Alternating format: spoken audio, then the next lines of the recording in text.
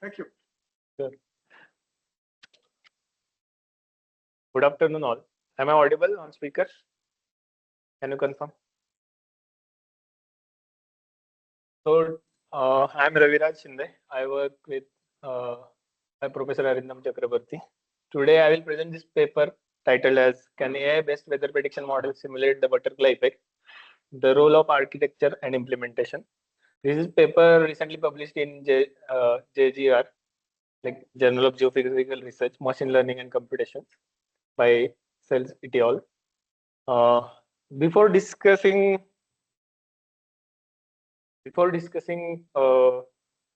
the what is butterfly effect and how ML models are good in performing it, whether they are good compared to the conventional models and all, we'll discuss the research results. Before going to that, let me explain very quickly about the ML models. How do they global forecast? What is basic architecture they use? So you might have heard about the transformer, which has encoder and decoder part. This is mostly used in many AI models. Uh, Basically, the encoder takes the inputs, which is complex, very huge data. In between, it takes the important or latent information from that. And decoder is a part where it again, basically, it's encoder reduces the dimensions, takes the important latent data, and the decoder again is a opposite to that, where it again decoder gives the predictions again on the grid or dimensions which was given to the model as input, and decoder gives in this way decoder basically gives the prediction. This sort of encoder decoder model is used in many of the existing AI models for global forecast like Pongo, Aurora, ForecastNet, and GraphCastNet. What I am showing here is a GraphCastNet models layout. So initially input variables are given to the encoder, then it predicts in the next step. Basically, many models have 6-hour time step. On a like most of them have 6-hour time step. It predicts the next step based on the RFI initial given data, like reanalysis data, and the next time step is again used as an input to the predict the further ahead in time. So unlike the conventional models, AI models doesn't simulate the physics directly, but they learn patterns from the data. So next is apart from this, there are few hybrid models. Neural GCMs is the one of the example. And basically, what are hybrid models? Is the dynamic core is again solved as conventionally solved as PD solver on a computational grid, but the parameterizations, which are the processes inside the grid, are learned based on the machine learning model. And I want to notice you that on the x-axis, this plot shows RMSE, and the y-axis is RMSE, and x-axis is lead time in days. So RMSE is the first row, and RMSB is similar related parameter like root mean square bias on the second row. The ECMWF high resolution model is shown in yellow, and other all are AI models. Irrespective of which one is the which AI model, till the lead time of 10 days, all AI models are having less RMSE in both the plots compared to the ECMWF's forecast. So what I want to convey here is in the short to medium range forecast, AI models do better compared to the conventional models. Another advantage is once they train, they quickly give us a number of answers, generate the forecast within couple of minutes, and because of this, we can generate large number of ensembles, which can give us a better probabilistic approach. Let's come to for this particular work, what they have used. I don't know. Sorry.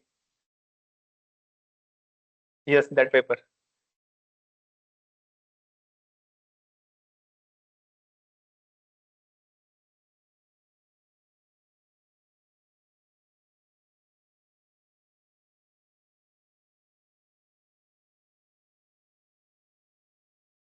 So you mean it might be the course resolution model?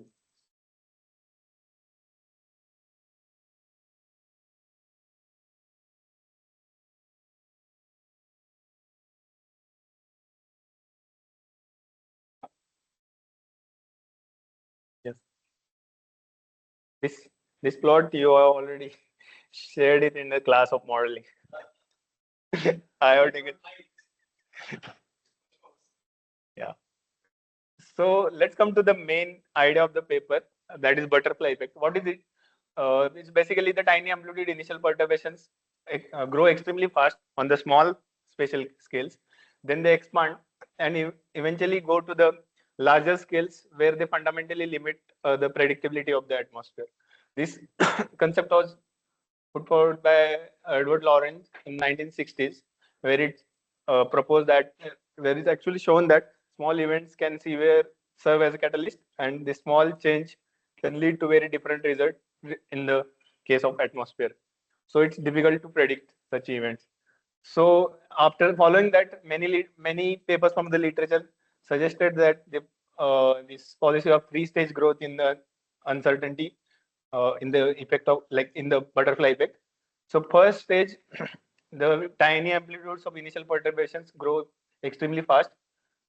These are the regions of convection and latent heat release. These are also associated with precipitation over there.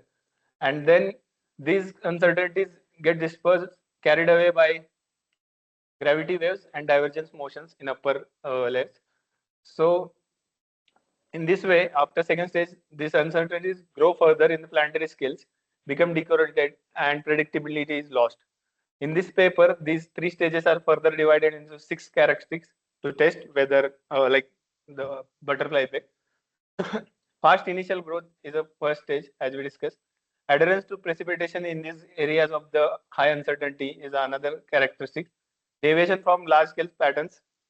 What does it mean is basically atmosphere always has large scale uncertainty patterns due to various reasons, but these specifically related to butterfly effects are small scale ones, and that regions also has a high uncertainty.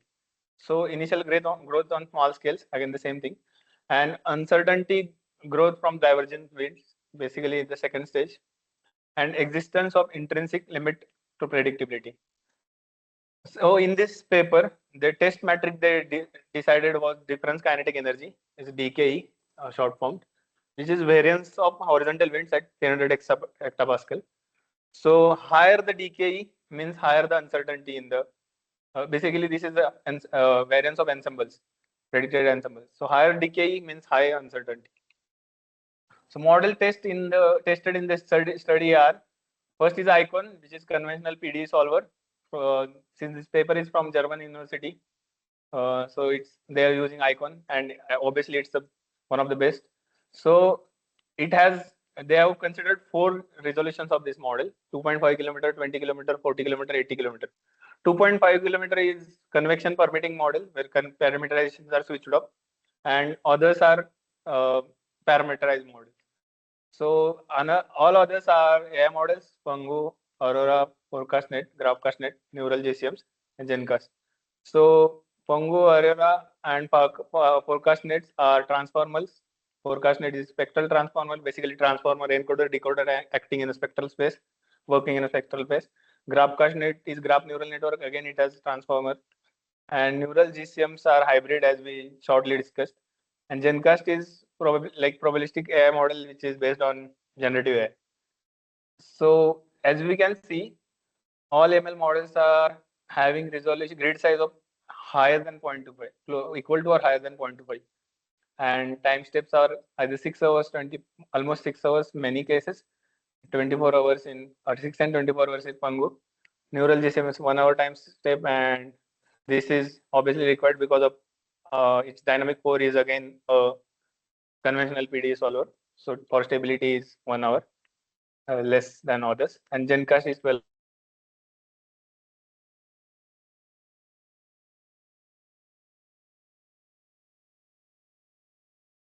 We'll get to know how it is differing from each other. So initial conditions they used is 26 June 2021. This was chosen because strong convection activity was seen on the North American continent. 5 members ensembles from ECNW IFS is taken out of 50 members. They give 50 members. They have chosen 5 members from the given 50 members ensembles.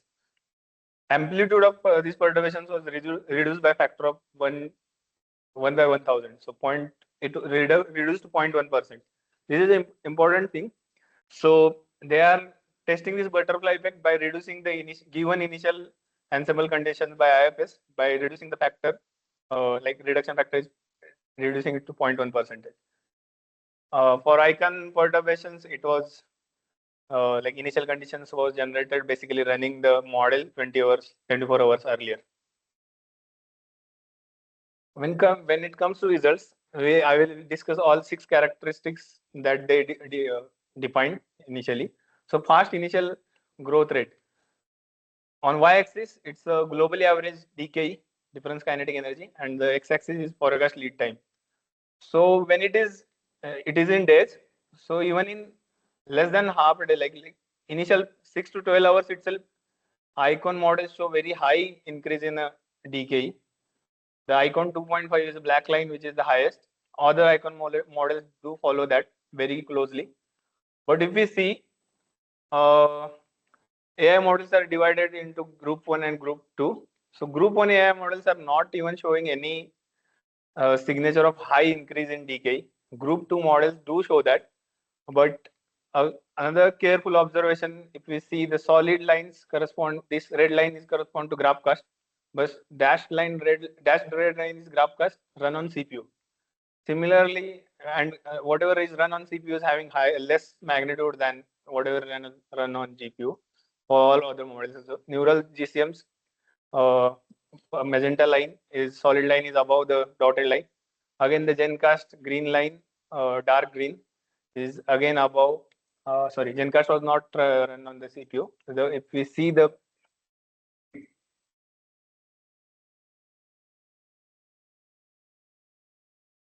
no, that's the reason they are giving. GPU was having less numerical precision than CPU. Yeah, that's the reason. Yes. So all runs on CPU are not showing the characteristic, this fast growth, initial growth characteristics of the butterfly effect. If you go to the next characteristics, that is adherence of this all regions of small initial high decay is to the precipitation. So on the like first panel on the left is icon simulations. This is ML models group 1, ML models group 2. The below, this is precipitation obtained by IFS. This is IFS ensembles for again for decay, how the spatial patterns are. This is GenCast. So if you see the icon and precipitation patterns on the eastern side, that is over Asia, the precipitation is spatially correlated with the high decay regions, and even on the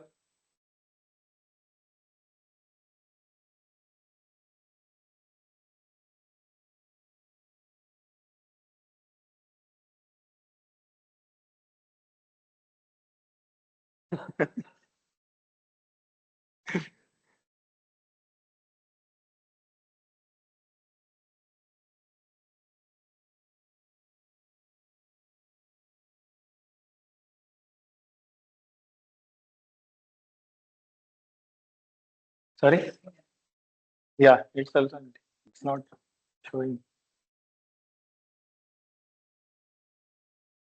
that notes. Okay.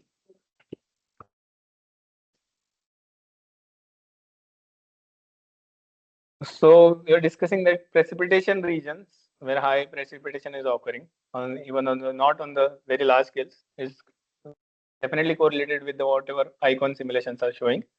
Even on the western part, there is some signal. But if it comes to the AI models of group 1, it's not showing that spatially high spatial adherence to the precipitation with the whatever high decay regions are. Basically, the signal is very widespread, not intense in small patches or small regions. Okay, it's not mentioned, but yeah, this is Northern Africa, this is India. Yeah. This is not is basically Europe and Asia, northern parts, not the southern. They obtained it on IISc. IISc. This is IISc, and even this is IISc ensembles. The difference is this is not the with reduced initial conditions, the usual. But all others are with reduced initial condition, the amplitude of initial conditions. So to say, Yeah, I think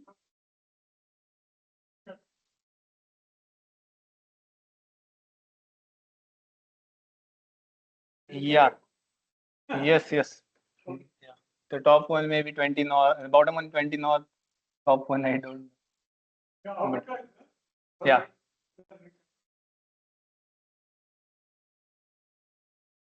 Yes.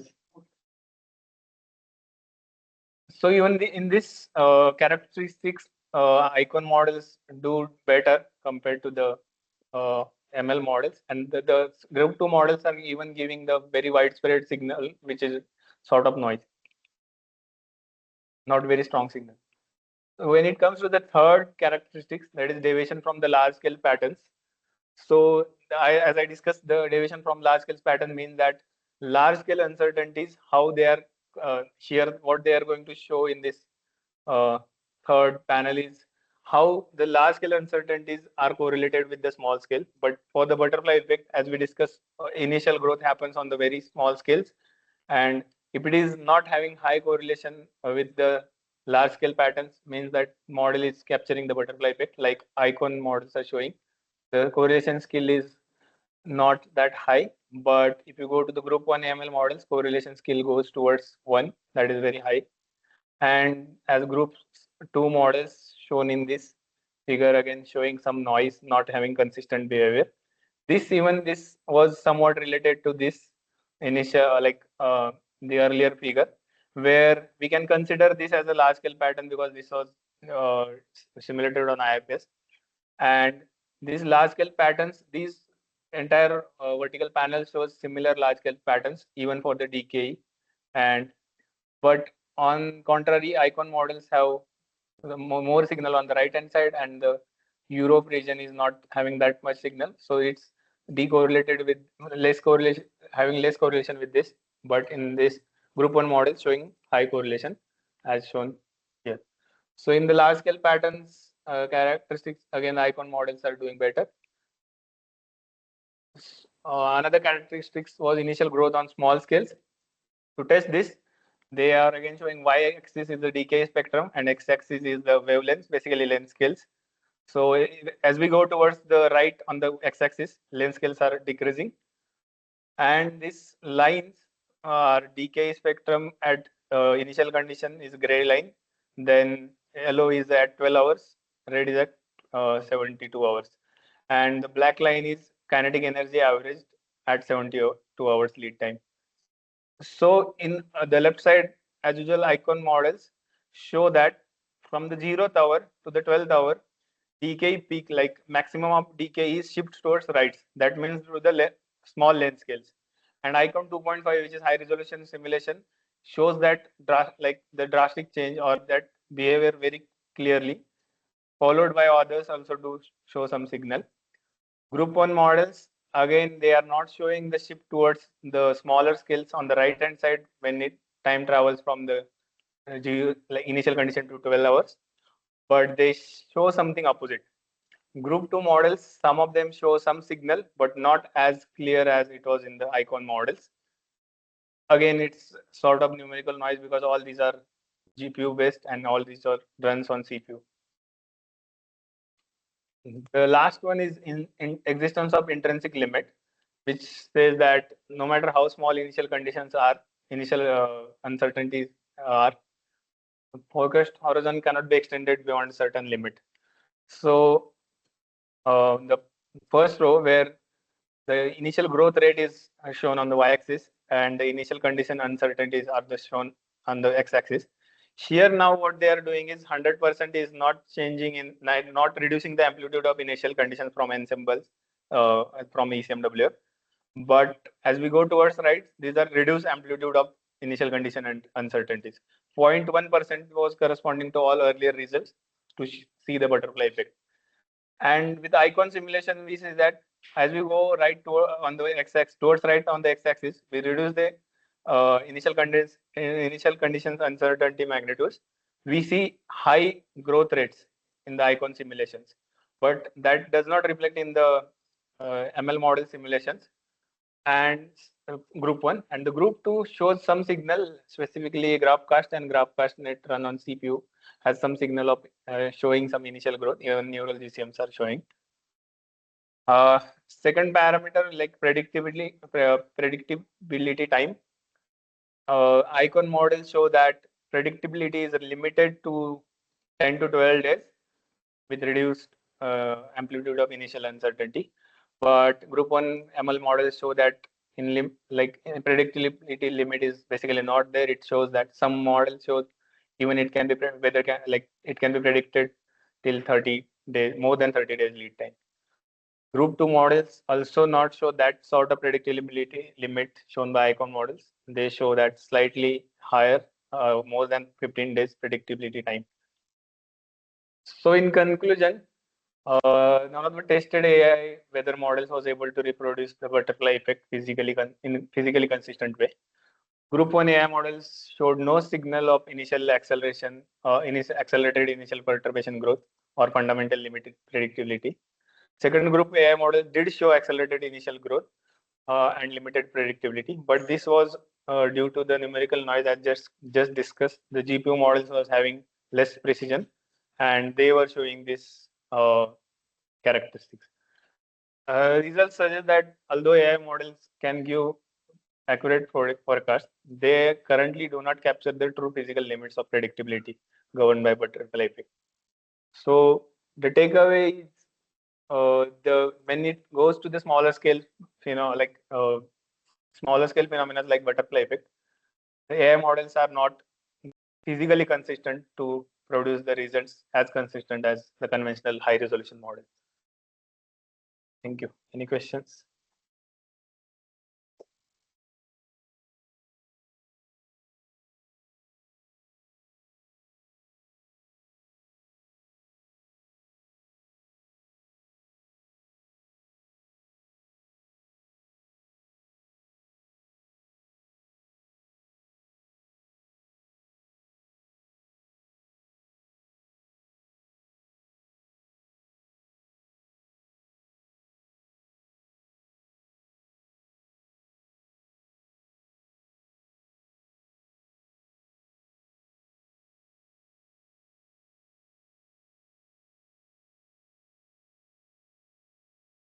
I think what you are asking is on the computational limit.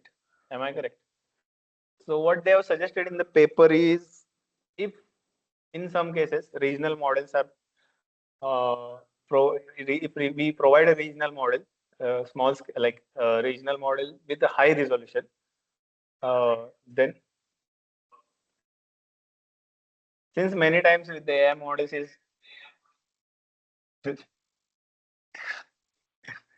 thing is if data is the data patterns are not there in the training data sets, it won't learn anything because it's not computationally solving it as a PD solver, but it is learning data patterns from the data.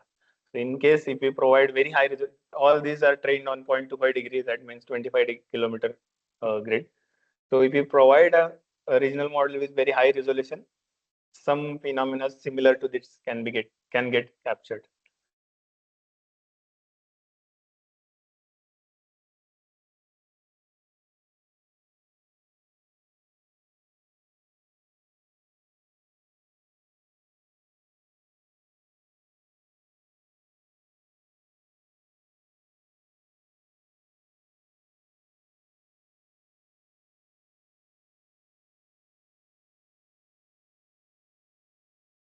From this computational perspective, I have to think maybe right now I am not having answer to this.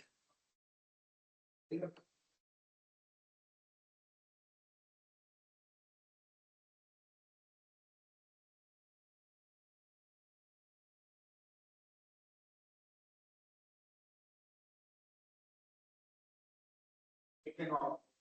Then you will never get it. And the train possibility.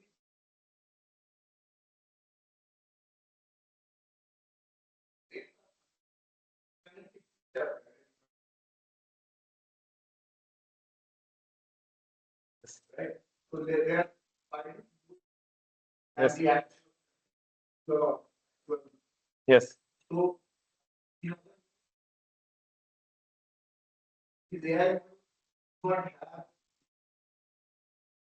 have. Yes.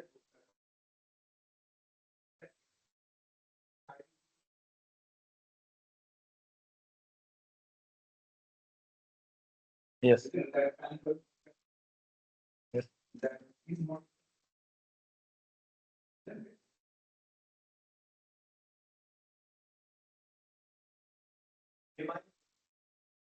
Yes.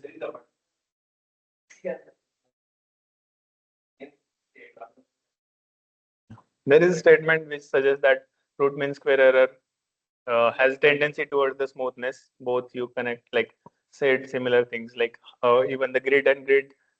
Even if it is grid is 25 kilometers, we won't capture that 25-kilometer phenomena. It smoothens over the adjacent grid.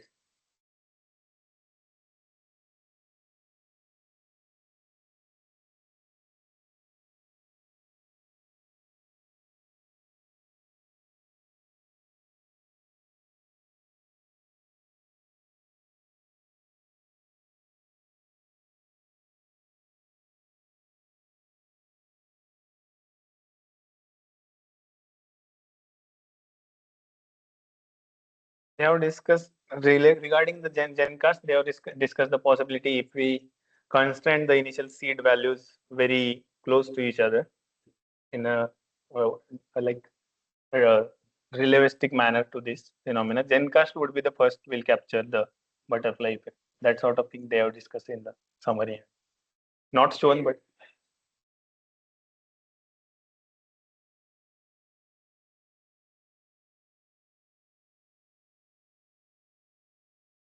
in the reduced amplitude version. In the reduced amplitude version, if you are asking if the forecast is having good enough spread or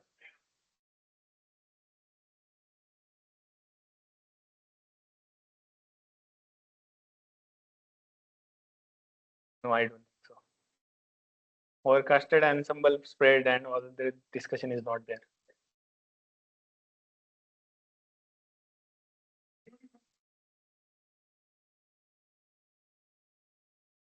Thank you very much. Nice presentation.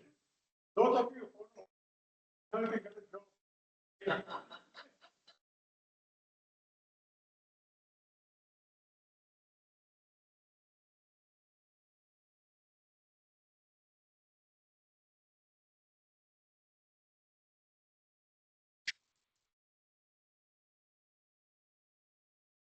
yeah, so let me just start with a picture of a satellite, windy picture. And I can tell you, follow windy regularly. The first time I see a lot of rain, Bay of Bengal, East China, nothing over land. Remarkable, I know. Just not India. East China, all of East Asia. So this is a very unusual year. We still not understood all aspects of this phenomenon. Okay. Then this is what is the forecast for tomorrow. Sorry, for today. And this is interesting way of forecasting. Probability of rainfall above 2.5 millimeters, which is a joke for monsoon season. 2.5 is nothing. Okay. Your evaporation is more than that. Whole of this, there is no rain about 2.5. All of it on the eastern side. Okay. So this is what's happening for the last few days. Very unusual feature. Some kind of a dipole structure. Okay. Now let's look at the summary. I just saw the latest value on 15 July. It is now 227. That's all. So the last 24 hours, we had 2.5 millimeters of all India rainfall, which again is very rare. Okay. And notice that we are 38% below normal in June, And if you add the latest result, will be almost a 0% departure. So first 15 days, you should be happy that it is not below normal, but the next 15 days is critical. If it continues like the first 15 days, active period and a break period, okay, you will get a normal. It's not going to happen. All the forecasts say the next 15 days is going to continue like this, which is very worrying because compared to 2002, which had the worst July in history, 50% below normal, this year won't be that bad because of the first 1 week. We'll manage something, okay? But remember, June was bad. In 2002, the June was above normal. So when it takes June plus July, I think this year will be almost same as 2002, which is not a very good news. Now, I'm really impressed by this core monsoon zone. It went up to 17 millimeters per day, and within 5 days, it came to 0. Okay, a remarkable, very sharp drop. Okay, so this I've not really seen many times because once a monsoon becomes active, since the Indian monsoon is a large system, it keeps going. Okay, this time it grew and then dropped. Okay, so it's worth asking how many years have this sharp Gaussian distribution. Okay, almost perfectly up and perfectly down. So it's a very unusual year. And this is shown even more clearly by anomaly, Sandler's anomaly, all below normal for a short period of 10 days, normal and well above normal. Then again, it has gone 2 sigma below. Okay, so we are in a very unusual period here. Now, if you look at the again like this picture from IMD, it tells you whether rainfall is weak, normal, or active yesterday. That is 13 to 14. Yeah, you can see the whole of nothing weak. Only weakest spot is northeast, Orissa a little bit, and a little bit of Bengal. Okay, so this again a very unusual picture. Now I want to remind you of what we discussed last week that has come true. This is T.N. Kushmade's paper. He identified 4 different breaks in the last 15 years. Okay, sorry, 25 years. August is that. In all of them, the low-level wind brought in moisture to India. The 7 millibar wind brought dry air, and this combination caused a break. Okay, this is a very clean result. I think this is a consequence of better analysis data we have, because remember before this, people always talked about barochromic stability, barochromic, all what I call dry atmosphere models. Moisture was now brought in. Okay, that was the weakness. It's not their fault. They didn't have the data. Okay, so today all of you are lucky. You have ERA5, which is as good as observation. So we are able to really show the role of moisture for the first time. Okay, so this year's monsoon is pretty much following this category C. Okay, more or less what is happening here. Now, this I sent all of you this map. I was really impressed that after last week's talk, I saw at 7 millibar, huge northwesterly winds. At 9:25, there's a lot of nice moist wind coming in. See the contrast, remarkable. If you look only at surface 850, things are looking good. 8 is not looking bad. So the point is that moisture is coming in for Arabian Sea, no problem. It's not going up because when it tries to go up beyond 850, it encounters the dry air and the humidity goes down, and then after that, there's no question of deep clouds. Now, this is even better. This is for next week, okay? And you see the winds at Tanberwa are coming from 50 north all the way. It's amazing. I've not seen it before. From 50 north, dry, cold air is coming all the way to India. Okay. So to me, this is a remarkable picture. This is, of course, a forecast. Next week, we'll check how good this is. Now, I'm going to discuss one paper published by T.S. Mohan, other group at NCRWF. Here, they are discussing the problem of dry bias in most models. Okay. Now, for a long time, I thought the dry bias in models is mainly, in coupled models, mainly due to low SST. Okay, because most cold models have a cold bias, less water vapor coming from Arabian Sea and so on. But in a weather forecast model, SST is not that cold. Okay, you are specifying SST fairly frequently, right?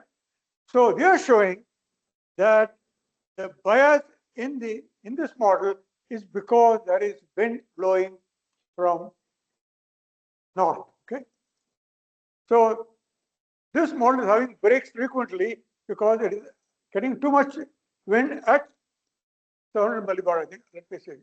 Sorry, this is 850. Even 850 they are getting. At 700, I'm sure it's even better.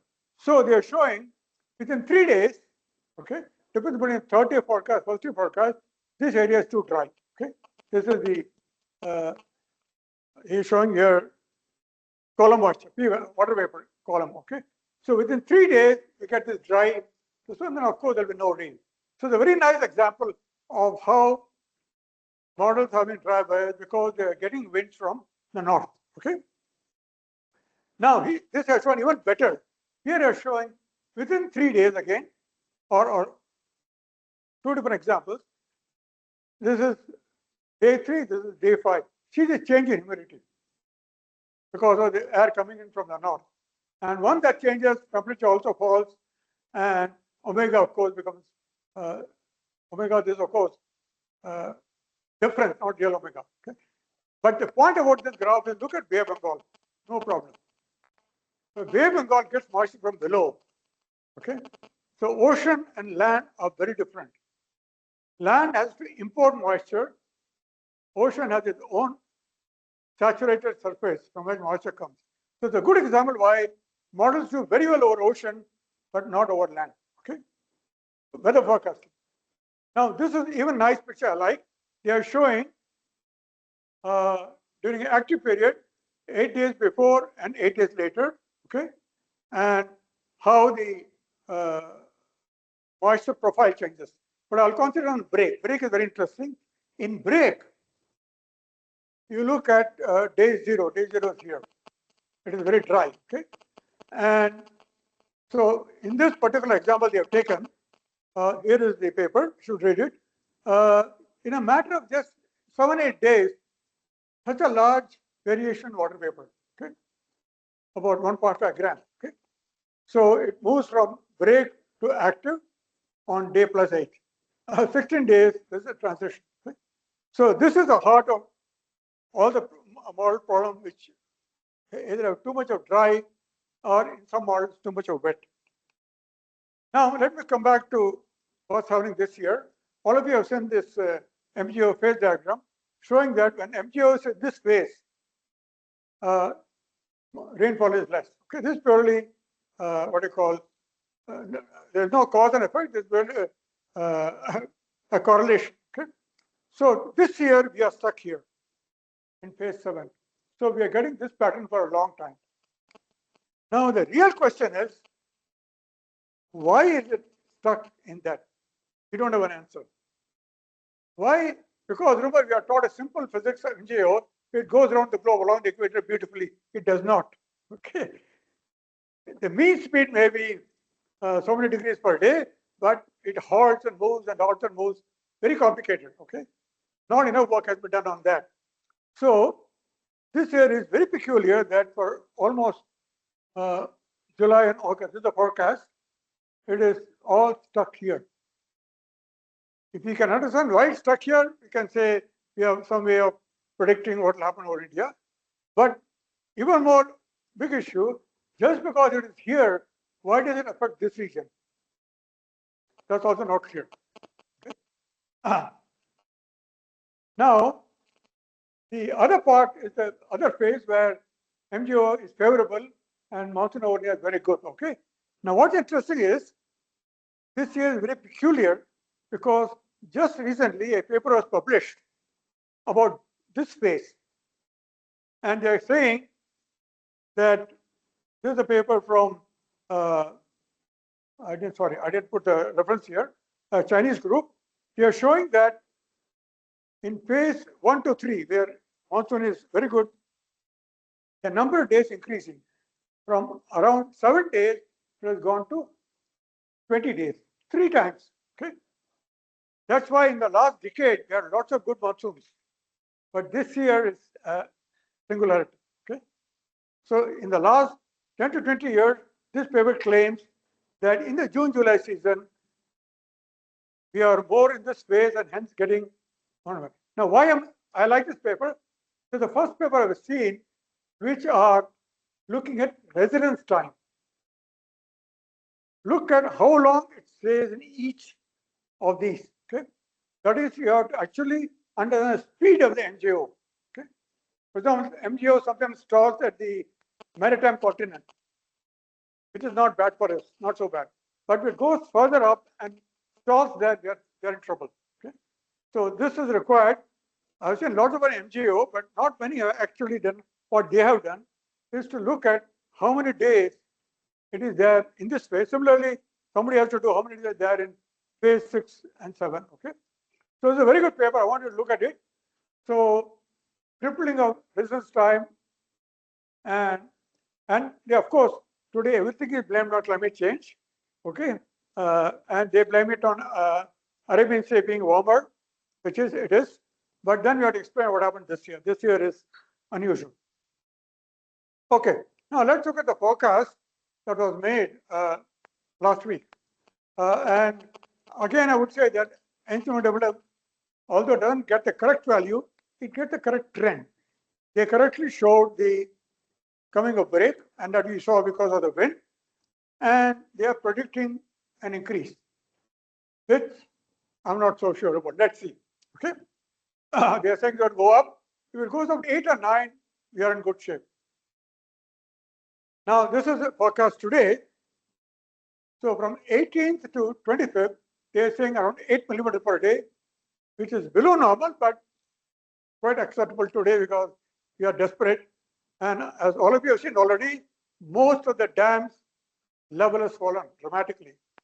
If this goes on for another 2 months, there will be a big fight between Tamil Nadu and Karnataka over the Kaveri water. And not just India, everywhere in India. So I think what people don't understand is our population has gone up 4 times, from 350 million to 700 million. Rainfall has not gone up 4 times. It can never go up 4 times because there is a moisture balance to worry about. So we are in the society under tremendous pressure. Okay, remember that this is not. Sometimes no, we all sit around happily and complain about politicians, complain about people. The fact of the matter is, this country is not easy to govern.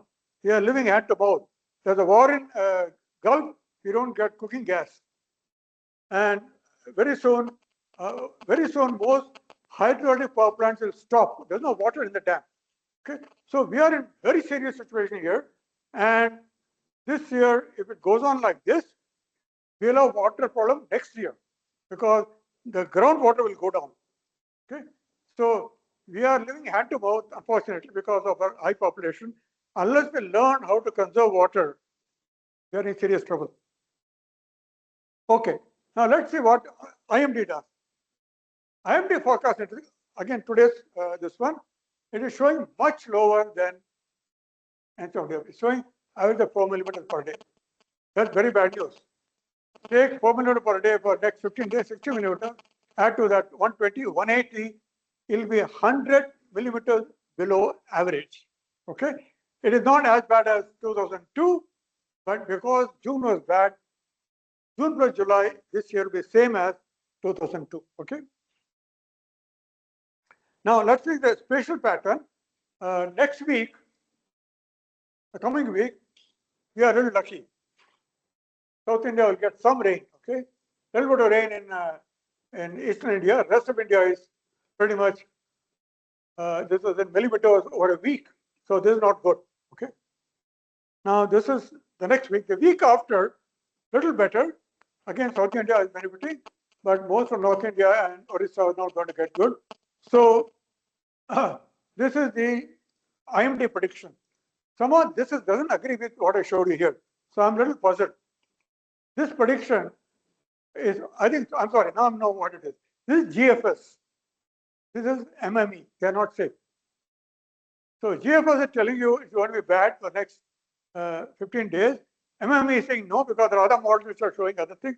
So we'll see who comes out correct. Now, this is the forecast comparing GFS and ECMWF. Clearly, western side of India is still bad. Eastern side will be okay. This is up to July 23rd, almost end of July. Okay, now let's look at monthly mean. This is CFS V2.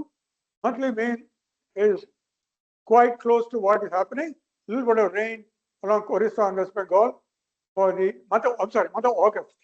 This is 8 July, month of August. Looks like August will be similar to July. Okay, which is not good news. Okay, now let's look at September. It's horrible. I don't want to see it. Okay, so this is what ECMWF told us. CF2 telling us, but still it's a month away. I hope they are wrong. Okay, if this happens, we are completely in trouble. Okay, and what it shows clearly is, according to this model, the DCCC is just sitting here. It's not going up. Okay, although it's going up in China or East Asia. Okay, now years with JJ's rainfall more than 20% below normal over the last 170 years, only 5 of them. Okay, and I want you to notice there are 2 of them within 20 years, another within 20 years, which is normal. Then there's a break of 60, almost 54 years. Okay, then another break of around 25 years. Now it is coming after 15 years. So every 20 years approximately, you should expect some extreme events. You have to live with that. Okay. So question is, will they join this group or will escape? Because if you're going to be in this group, the seasonal mean rainfall will be around 700 millimeters. That's what has happened in all the extreme years. That's sure is not true, because when this happened in 1877, it was very bad, of course. British were ruling and they took away all our grain. But today, our challenge is British had to deal only with 250 million people in 1877. Today, we have 1,400 million. Okay, we are in deep trouble.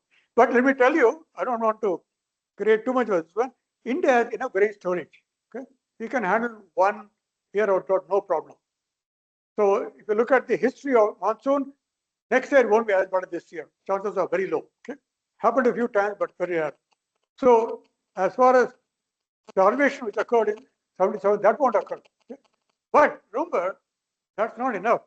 If government spends all the money in providing grains to poor people and farmers don't get a harvest, economy will go down. Okay? As a matter of fact, a very nice paper in Science on the impact of El Nino on economy all over the world. And the effect of El Nino economy goes on for 5 years, not 1 year, for 5 years. Okay, so I will request Dr. Shobhan Chakraborty, who has a background in economics. So it's a very interesting paper comparing data over the last 40 years, showing that every major El Nino caused economic disruption of 4 to 5 years beyond that year. Okay. Now I just want you to look at these numbers. So the bad years in the last 50 years are, we are going along this route now. We were 38% will not normal here. Most probably will be here. And in 72, slightly recovered, but September also bad. So if we go along this route, we'll be in this extreme cases. But there are other years, you can see 87 also was bad, but August was almost normal. September was not bad, and then it was not that bad. Okay. So what happens in August and September is absolutely crucial. If after these 2 months we have to recover. Now, what's happening to El Nino? It's already crossed 1.5. Okay, I think right now it's 1.55. That is the relative Nino. Actual Nino is even higher. Okay, I'll tell you why I'm talking about it. Now, IOD is hanging around 0. No hint of it going positive. So that's not much hope. Now, this is the prediction from CFS V2. Okay. I want you to notice this. This is not actual Nino, not relative. It is predicting 3 degrees in November. Okay, it has never happened. This is a world record. Okay, now we are obsessed with monsoon because our life depends on that. The rest of the world, especially the richer countries, are worried about global warming. That is the long-term impact of El Nino. If El Nino continues 3 degrees, it will continue next year. So both this year and next year will break all records. Okay, that's what they are worried about. Now, why is that? There is a nice discussion by Z.K. Hausfather, in which he compares all the El Ninos from 1880 to 2020. This one is an outlier, okay, forecast. If this happens, there will be a serious issue in terms of what is called a tipping point. You're approaching a situation where things can get very bad. Okay. Okay. Now the only point is that how good is the forecast? Okay? I'll come to that point next. Now here is an example of how this year is going as per the other years. Okay. Various years which were extreme. This year is going. As a matter of fact, in July, the Nino 3.4 is the highest ever. Okay. No other El Nino previously at this high. That may be partly what we are seeing. See, we all do correlation between Indian monsoon and Nino 3.4, but if you look carefully at the scatter plot, there are some extreme events there at high Nino 3.4. Okay, so we are getting into one of those. Okay, the linear correlation plot doesn't tell you anything, but you have to look at these extreme events. Okay, so we are going to that mode now. Now, here is an example of global mean temperature, which is what is worrying others. And clearly, by June, July, because of El Nino, we are well above all the other previous years, 2015 and so on. Okay. So that's what is a concern globally. Here is a comment here, which is very nice, made by Dessler. Seasonal forecast systems have real skill for ordinary events, okay? Normal years. But no ensemble has ever forecast 3.5 El Nino because one has never happened. This is where AI will not work. AI will not have seen this. Okay, that's why I was keen on seeing people forecast with AI the global mean temperature. Good to see somebody has done it or not. Okay. Model agreement is reassuring, but it is not a proof. The uncertainties can cut both ways. It can be lower, it can be higher. Okay, it can be higher than 3.5 also. And the observed ocean, not just a model, is already in uncharted waters. This is a nice warning given to leaders like Trump, who believe climate change is a hoax. This is a warning to them. There's something worse is going to happen. Okay. Yeah. So one more result which shows very nicely the increase in temperature per decade is an indication of global warming. Okay. Right now it is 0.4 degree per decade. That means in 100 years, 4 degrees, which is disastrous if it happens. Okay. Not to me, but for most of you. Okay. Now look at the model spread. Most models are getting too low an increase. Okay, in the last 15 years. This is the observation, total line. A few models are showing high. Most models are showing too low warming. That means something is not right with the model. So, for example, whenever we talk about climate change and we say it's going to be 3 to 4 degrees, people say models are wrong. It may be 3. I tell them no, models can be wrong, can be 6 or 3. Remember that. It can cut both ways. When a model is bad, it can give you answers in both directions. That's the point that people at Trump don't understand or don't want to understand. Okay, I end with an interesting quote. One can have understanding of the system without able to predict. So I would say in the last 40 years, our understanding of motion has increased, but not necessarily able to predict. Okay. On the other hand, one can do a simple prediction using AI without any understanding. Both are possible. Remember that this is the state we are in today, that short-term forecast as I shown will improve with AI, but we will not know why it improved. Okay. And one more quote from great Kenny Emanuel. In our quest for accurate simulation, are we computing too much and thinking too little? This for those who do AI. Thank you. Are there any questions? So if not, next week it's going to be Shankar, who is our external candidate from ISRO. He'll talk about